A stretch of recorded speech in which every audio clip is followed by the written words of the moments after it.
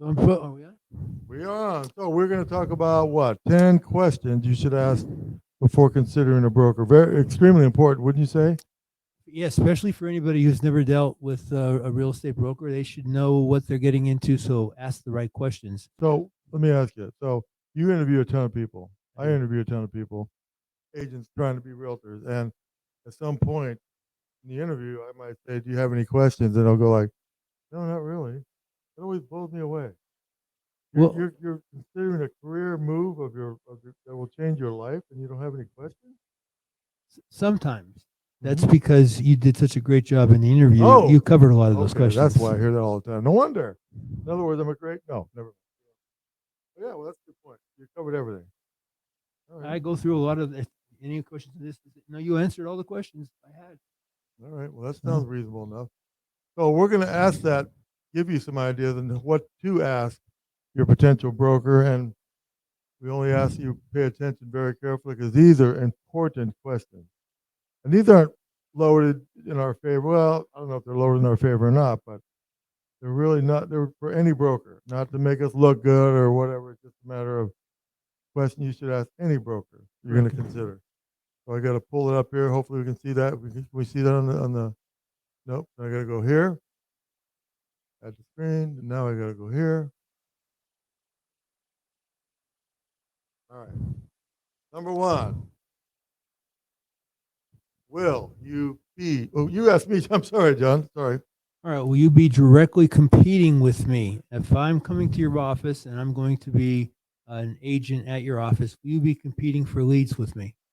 So that's a phenomenal question. So why is it a phenomenal question? Because you really do not want your broker competing with you, let alone in a situation where he or she is out working with clients when you need their help, and you're sitting there and you have something that you need an answer to at this very moment, while your broker's out, I don't know, meeting an appraiser, doing any number of things. You know the funny thing about selling real estate, you cannot control your time sometimes, right? You Yeah, cannot. You absolutely. simply cannot control your time. So that's why we put that question number one. Will you be directly competing with me? Big, big question. It also plays on how much time are they are going to be teaching you versus outselling. Yeah, exactly. And number two, What is what what is your financial stability? as a company? Yeah, so I want to find out. Look, market's about to get a little bit different in the next 6 to 7, maybe a year. When I say different, it's going to get challenging. I want to know if you're going to be here after, if anything should go awry, I want to know you're still going to be here. Well, the only thing I could say to that, and I can say this because of experience, is when COVID hit us, uh, Jim and I, Hmm. we opened the doors of this office, stayed open right through that whole thing. Now we Hmm. manned the office. We did not let any clients in. We did not let any vendors in. The agents were allowed to come in, gloved and masked. They went to a computer. They did what they were going to do. Wiped it down. They went to the printer, got their papers, wiped it down, leave the door, wiped it down. So we controlled the environment during COVID and kept the doors open, and our agents sold a lot of inventory during that time frame because we controlled it and we kept their doors open and kept them busy. Alexis, can we get a situation where we're in the corner, or are we doing that anyway? There we are. Okay. I want to make sure. Number three, you asked me this question, right? Or do I ask You you that? have more than one location to serve the Las Vegas Valley. So Vegas is growing, as we know, growing by leaps and bounds, and I mean by tons. And I see a lot of realtors, a lot of brokerages have one location, maybe in the Northwest, maybe in the Southwest, Summerlin. Um, if you truly want to cover the valley, so that's why is that an important question? Because if I'm working, I cannot control where my client wants to buy a home. If I'm out here in Green Valley and they want to buy a home way out in the northwest part of town, and where do I meet them? Where do I make copies of something? Where do I conduct business? At a Starbucks? Do I go to a McDonald's? I mean, where do I go? So if I can toot our horn a little bit there, we've got what, 4 offices throughout the valley. As you always say, we've got the whole valley covered, correct? There's an assumption that people make, and they shouldn't. Agents make, new recruits make. Just because the name has a branding on it doesn't mean you can go into anybody's office that Oh, has good that point. branding on it. Good point. Um, I'm not going to start naming any of our competitors, but Realty One has 4 offices. They're all corporate offices, and you can go into any one of the 4 anytime you want. All right, that'll be the last plug we have for us. Who covers the cost of my continuing education? Well, if you're with plugs aren't going to stop. Plugs aren't going to stop, Jim. All right, I lied. What can I tell you? So if you're with other brokers, you might find 1 or 2 that might cover a class or 2 here and there, or your post licensing. But Realty One covers everything. Covers everything. As soon as you join us, all your post, all your CE classes. As long as you're with Realty One, you'll get that covered And that for can you. get quite costly, right? $70, $80 a class. How many classes do we need for post? You 30? need 30 credits? 30 credits for post, and then for continuing education, we 36. Yeah. So yeah, that can get pretty costly. Who covers our? Do you have a structured training program? Oh my God, another great question. I talk to agents all the time who say, I signed up for AB, whatever Realty, and they said I could shadow them. I would always be help. They'd take care of me, and none of that transpired. And I always ask, did they have a structured training program? Like, did you have to be in any classes? Do you have to show up anywhere?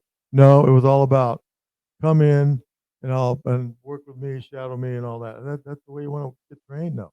About when they tell them we got leads. Oh, that's a whole nother thing. That's a whole nother misnomer. Oh, it's part of the training. They kind of like the training. They mislead. It's sad. When you hear the word leads, I almost think of that movie, Glengarry. You ever see that movie? Glengarry, Glenn Ross, all about the leads. It's really a misnomer. It's just a figment of someone's imagination. All these leads are going to come out from the sky. Well, I think they refer to a lot of it sometimes, and they'll use leads with their thinking in their mind. Well, I'll tell them that, but it's actually just rentals. Number 6, what technologies, tools do you offer? Another important question. Everybody in the Valley is going to have different technology tools that you're going to see. We're second to none in technology, but I'm not going to put anybody down because there's a couple good ones out there. It really is. And yeah. you just got to know they have some kind of technology. They have to have a good CRM. They have to have a CRM that they're not going to keep your clients too. If you ever leave there, you want to make sure that CRM is giving the clients back to you. They've got to have something that's going to allow you to market your brand. How do you market your brand? How do you market everything you do? Do they have all the tools? Do they have the flyers? Do they have the programs? Do they have all the things that you want to create in helping yourself grow as a realtor? If they don't, then you should be looking for somebody who does have all that stuff. Especially now with those in terms of marketing on social media, in terms of your facility, ability to do a deal where everything's done automated for you as opposed to trying to do it yourself the old-fashioned way. A big advantage if your company has a lot of technology. Another big question. How long has your company been in business? Well, another great question because during the boom, so many companies started up, and again, it gets back to the financial stability. How long have you been around? I mean, how many homes do you sell? How well do you do? Do you have a success history? Really important question. I'm going to ask you number 8. Oh, what is your market share? The company, what is your market share in the Las Vegas Valley? It tells me a lot about the people working here. Are they doing deals? Are you actually transacting? Are you actually doing transactions, right? Are you ranked in the top 5 companies? I mean, that's important to know. I mean, you don't want to join a mom and pop store where they don't have any training, any technology, anything. That's probably not a good decision for you. There's a lot of reasons why to join a brokerage and why not to join a brokerage. And this is just giving you some things to question the broker on. And we're not anti-mom and pop, not at all. In fact, I have a mom and pop. We're not.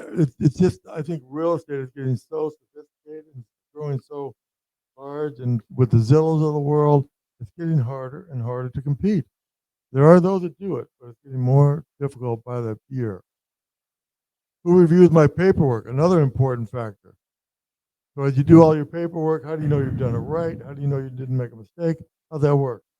Well, I know it works for us. I'm not sure how it works for others. We have our agents send their stuff to us. They're new people who do contracts for the very first time. or second time or third time, they send a copy of it over to us to review before they send it out to the buyer or the seller's agent. So we make sure the paperwork is buttoned down. It's never happened to us, but I can imagine, because we do have reviewers, I can imagine if you get in a transaction and you have a client that, I don't know, wants to sue or feels like they've been wronged in some way, go back to the paperwork and find out you might have made a mistake somewhere. And this is, Ugly. this is why I do 24/7 on my phone, because if you're coming off of a shift down on the strip and it's 2 o'clock in the morning and you happen to have made a connection during your shift and you're about to sign something, whatever it is, buyer's broker agreement, whatever, if you're not sure how to fill that out, call me.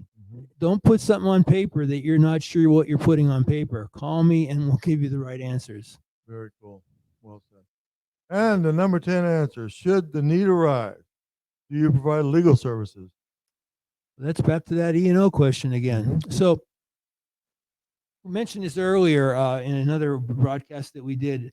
E&O is your errors and admission insurance that everybody in the valley has to cover. It can be posted or presented to you in a way that you feel very comfortable and that one company is better than the other. Be careful on how it's presented to you and ask the right questions. So for example, Realty One is going to tell you we charge you $245 twice a year and we're covering you for $2 million individually with a zero deductible. Very simple. Some other company may say, well, we pay for you don't have to pay for that. Well, ask the question, are you covering my deductible? Because you're going to find out there's a $10,000 deductible tied to the policy. They pay for the policy, but if you ever get in trouble, before the lawyer helps you, you're going to be paying $10,000, just like you do for medical or car insurance or anything else. You have to pay your deductible before you get covered. I would get a little concerned that my legal, well, how do I put it? That my career sits on with an E&O policy that's free or I'm not paying for. Yeah.